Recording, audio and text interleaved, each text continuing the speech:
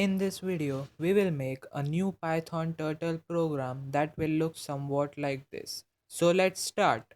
The first thing we will do is import turtle library in our code. Now we will increase our speed to 0, which is the maximum speed. Now we will start a for loop in range from 10 to 240. In this for loop, we will create another for loop which will run 4 times.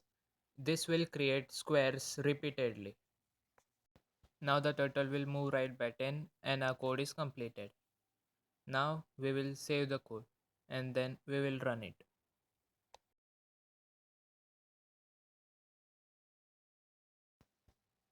As you can see that our code is creating squares again and then moving right by 10. The squares are getting bigger in size because the value of I is also increasing. Now we will experiment with our code by changing the background color to black and the pen color to white. Now let's see how our pattern works. As you can see, it looks as if we have done a major change in the code, but all we have done is inverted our pen color and background colors. Thanks for watching, and the code is in the description. You can get it from there.